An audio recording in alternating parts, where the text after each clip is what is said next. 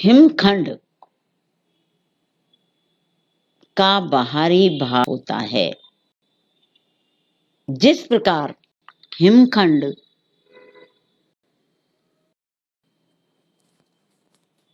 का अधिकांश भाग पानी में रहता है, उसी प्रकार मानव व्यवहार का अधिकांश भाग भी क्या रहता है?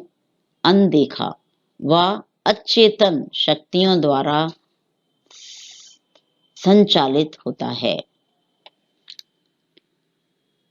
फ्राइड ने तो यहां तक कहा कि एक जो दूध पीता बच्चा होता है उसके अंदर भी सेल्फ होता है। सेल्फ तो होता ही है, लेकिन उसके अंदर भी एक ईगो होता है, और उस ईगो के कारण जब वह उसको अपनी मूल प्रवृत्तियों को पहचानने लगता है तो वो उसके आधार पर कई व्यवहारों में परिवर्तन लाता है।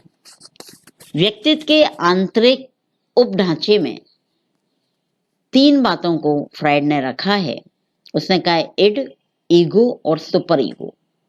फ्राइड का कहना है इड क्या है? हमारी मूल प्रवृत्तियां, जो हमारी आदतें होती हैं वो हैं, जिसको यदि हम कहें स्वयं कह सकते हैं, सेल्फ।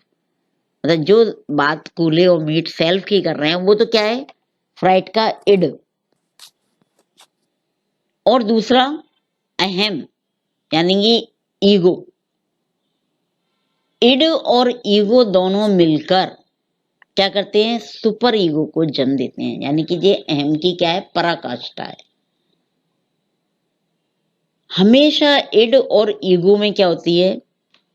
अंतर्द्वंद होता है, और जो प्रबल पड़ता है वही सुपर ईगो को प्रेरित करता है। जैसे उदाहरण के लिए इड यानी कि स्वयं, हमारी मूल प्रवृत्तियां जो हैं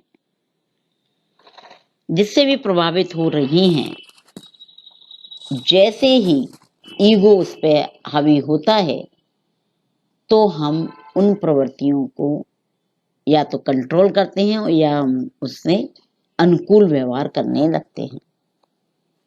इड और ईगो दोनों में द्वंद्व चलता है।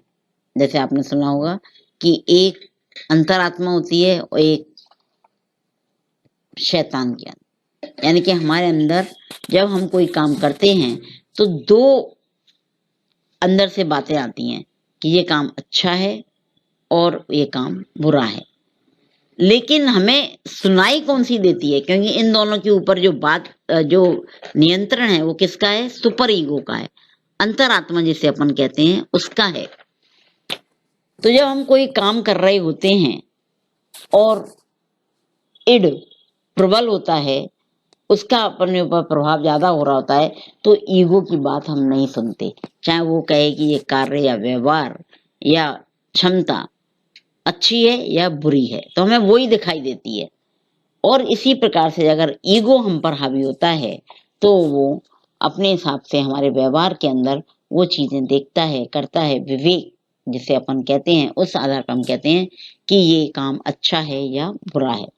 लेकिन सुपर ईगो जो सुनता है, समझता है, या जो कुछ भी उसको निर्देश मिलते हैं उसके अनुसार वो उस काम को करता है।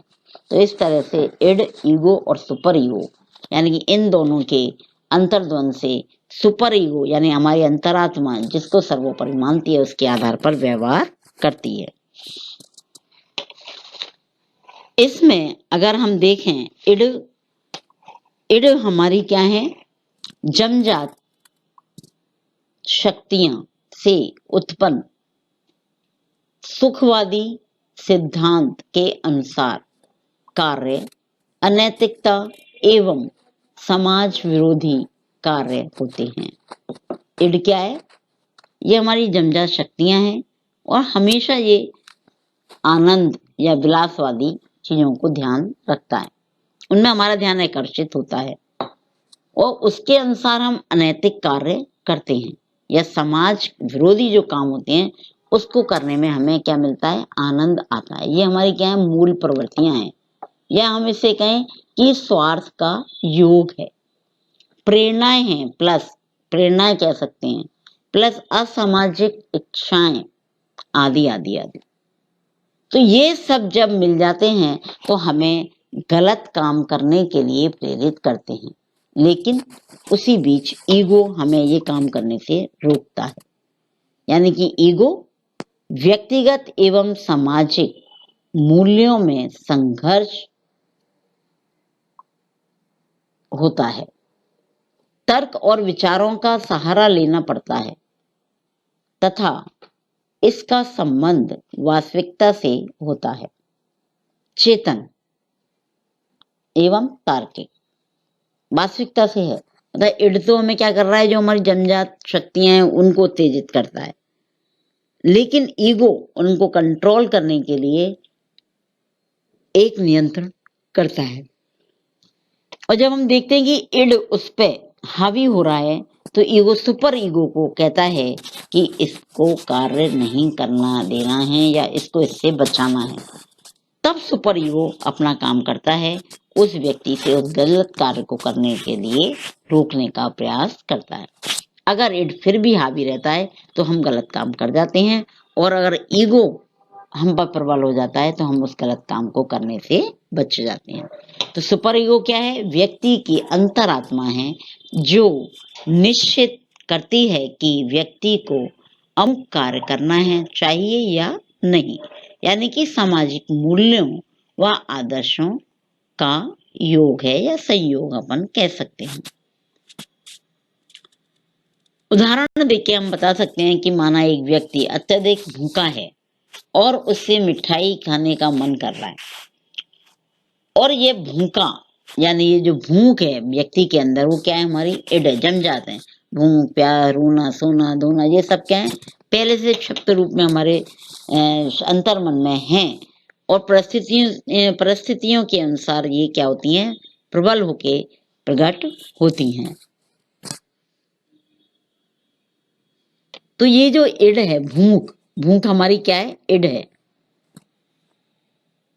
तो ये क्या कहलाएगा? इड कहलाएगा। और ईगो कहेगा यदि मिठाई खानी है और भूख शांत करनी है तो मेहनत करो।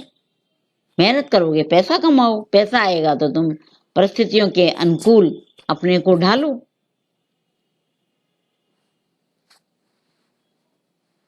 और उस पैसे से हलवाई के पास जाके मिठाई खा लो दुकान पे जाके। लेकिन ईगो क्या कहता है?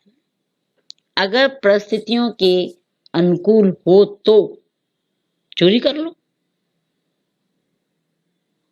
चुपके से उठा लो। तो इस प्रकार इड और ईगो में क्या चल रहा है? द्वंद्व चल रहा है। दोनों एक दूसरे की बात कर रहे हैं। यही बात हमने ऊपर बताई। और जब दोनों में अंतर्द्वंद चलता है तो जीत तो किसी एक की हुई। भूख बहुत तेज है और हम ईगो की बात ही नहीं सुन रहे, इड पे अमल कर रहे हैं और जाके चोरी कर लेते हैं, और जैसे ही खा रहे होते हैं दुकानदार पकड़ लेता है। तो हमने गलत काम किया, उसका दंड भुगतना पड़ेगा। लेकिन जैसे ही ईगो जब इस बात को कहता है और हम अपनी अंतर आत्मा के द्वारा उसके सही और गलत को सोचते हैं, दोनों ही क्या है? सामाजिक परिस्थितियों में सामंजस्य स्थापित करने का प्रयत्न करते हैं। परंतु सुपर ईगो की बात से देख के सुपर ईगो जब होता है तो वो कहेगा हमें ऐसा नहीं करना। अगर हम ऐसा करेंगे तो क्या होगा? पाप है ऐसा करना, और ऐसे करने पर हमें दंड भी मिल सकता है। इसलिए अनैतिक या सामाजिक मूल्यों के विपरीत है ऐसे कार्य मत करो, अतः ऐसा नहीं करना चाहिए। तो यही व्यक्ति के समाजीकरण का प्रमुख आधार है कि यह इड और ईगो पर नियंत्रण रखता है। वो क्या है? Super ego. इड और सुपर ईगो में सदैव संघर्ष चलता रहता है। यह हम दूसरे शब्द में इड और ईगो में अंतर करते हुए किम्बाल यंग ने कहा है कि यदि एक विस्तृत मूल प्रवृत्ति विचार इड को समान करता है तो उसको विचार तर्क पर अहम को यानी कि ईगो को समान करना पड़ेगा। अतः स्पष्ट है कि समाजीकरण की फ्राइड की विचारधारा चेतन यानी कंसेंशंस, अर्धचेतन सब और अचेतन अनकॉन्सेंस मन के स्तरों से संबंधित, जिसका संबंध व्यक्ति और समाज की एवं मूल प्रवृत्तियों या जन्मजात व्यवहारों का सामाजिक सीखे हुए व्यवहार से होता है। जो हमने व्यवहार सीखा हुआ है उसी के आधार पर होता है, क्योंकि अगर हमें बचपन में ही गलत कामों के लिए डांट पड़ जाती है, दंड मिलता है, तो हम भविष्य में वैसे काम नहीं करते।